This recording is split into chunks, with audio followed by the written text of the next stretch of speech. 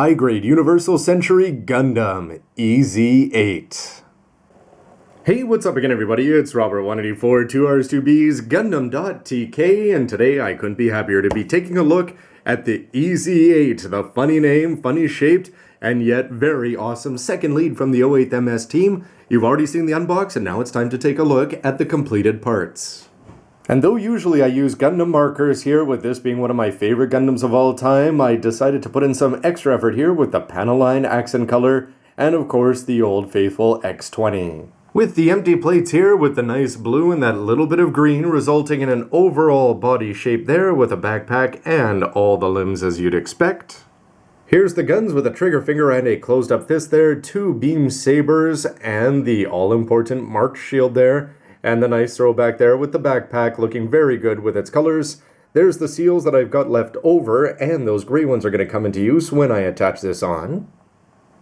The legs here are going to kick things off with just as much color as you'd expect here for the EZ8 with the blue down there on the bottom. But it's going to be the bends and the internals here that make it worthy of a 2013 high grade. You can see that the knee is going to have a fantastic bend there, 180, the hips will swivel, and they've got a polycap in there. This part is going to look good and hopefully work well when it's down in a kneeling position. And down here at the bottom, this part is going to swing forward, and on the back, this part, if you try to dislodge it, it's easy to do there, but at least it's going to have some movement, with the ankles moving very well front and back, and the toes moving slightly here. All of this will come into play when you try to get them in a down position. But the cargo pants beam saber pockets here, I still remember putting together my first Master Grade and having no luck getting those to work here. The high-grade Universal Century is just going to get around that by just telling you, well, we're not going to give you any fancy mechanism, you're just going to take the whole thing off. So you can crack it open and reveal the beam saber on the inside, but if you open it up, you can see the beam saber itself down there, which you can pull out, and then all you're going to do is take these pockets with that little bit of inking there and seal them right back up and lock it down. It's going to work very easily, although definitely only high-grade quality.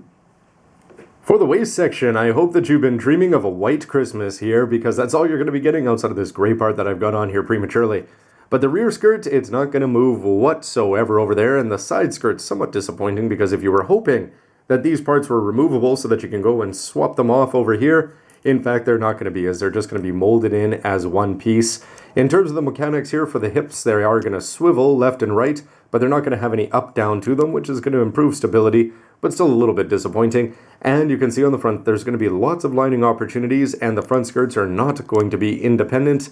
Very solid, and if you put in some lining it'll look okay, but otherwise very uninspiring. But perhaps that's just going to draw attention up here to the chest section, which is going to have the rest of the blue here for the kit. First of all, in terms of colors, you can see the gray and the blue interspersed there, and this is actually a gray piece here that you're going to be plugging in.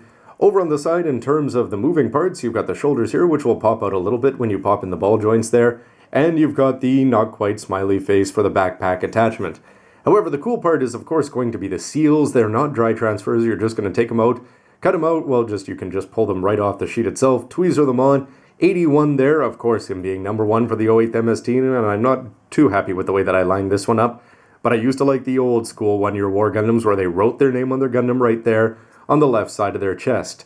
The gimmick though for the EZ8 is that if you want to make him look even cooler, you can go and detach this part. They're not going to make it all that hard there, and on the inside you're going to have some very nice looking internals that if you wanted to add some paint to them, they'd look fantastic. I would take the time, except for the fact that I'm always going to keep it sealed up, but if you were doing a maintenance scene, this is already a very good start for just a high grade. The arms are going to stand out in no small part due to the logos and the labels and the stickers that are going to go up there on the actual shoulder. But for the practical parts here, you've got this gray part that's going to swivel up and down. These parts here, which are going to be used for attaching the parachute straps, is not going to be moving at all, but you are able to rotate this around, and you'll notice that it's got a cool little part there, although it's going to be looking a little bit hollow on the inside. For the bend, you're going to be able to get the lower arm up there and up there, so let's call it 135. The elbows there are going to be protruding, and they're not going to look ugly, but they're not going to look particularly good.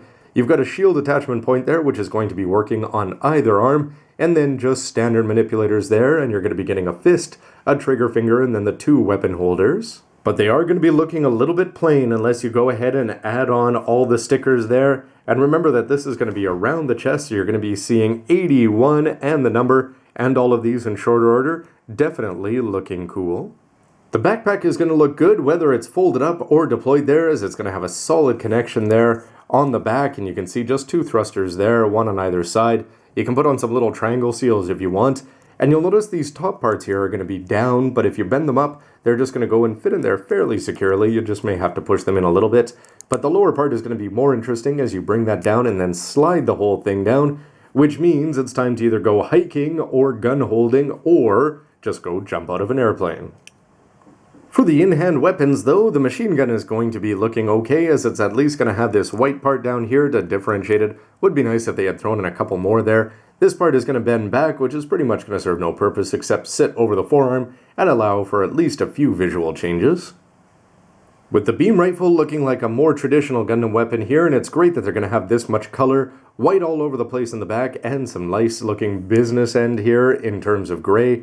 You can see that you're going to have a green seal on there, and this part is going to be moving forward and back, and you can throw in the trigger finger manipulator there to hold it. But probably the most iconic thing on any of the members of the HGUC MS team is going to be preserved here, even though under the modifications required to make the Ez8 in terms of the shield. First of all, you're going to be able to rotate this part around, and you can see where this is just going to be plugging in, and then hopefully you can do that something with that and the manipulators. But more importantly, on the front, you're going to have that nice little blue down there. It looks like you can dig into the ground. And that big 08 here would be a little bit more impressive if they had given you some more options there if you wanted to go 06 or any of the other famous teams. But nonetheless, having this one and having it look good, and when you put it on here, just make sure you line it up straight. Mine's probably up just a little bit too high. A couple of millimeters down might do you well, but it looks good, and it's going to tell everybody which team is about to be delivering some pain. And here's the beam sabers there, a little bit heavy with the inking down below, but just standard pink straight and rounded overall. But this has to be one of my favorite parts, both in terms of throwback and just in terms of colors. Whenever you open up a box and you see an unusual, non-run-of-the-mill color like this military green here, it's going to be cool. 2 seals there with a logo and the EFGF down there. And it's nice that they're going to be splitting it up, and they could have just done one solid block of color here. But the big green pieces are going to look good, as are the gray parts down at the bottom with the thrusters.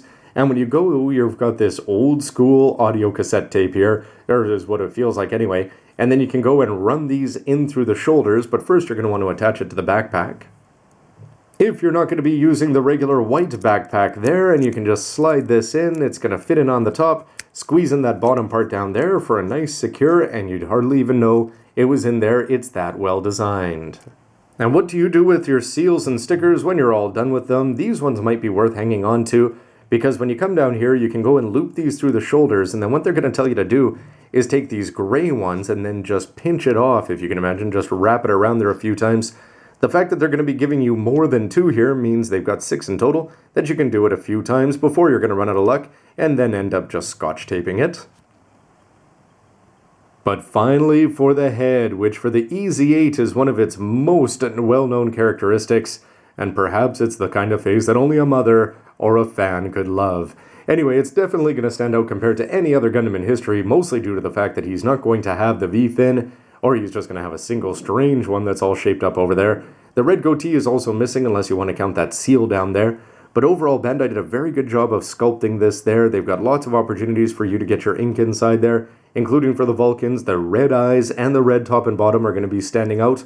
Overall, high quality, and the Master Grade I always thought did a very good job. He's going to stand out, but sometimes when it's done well by Bandai, that's going to be a good thing.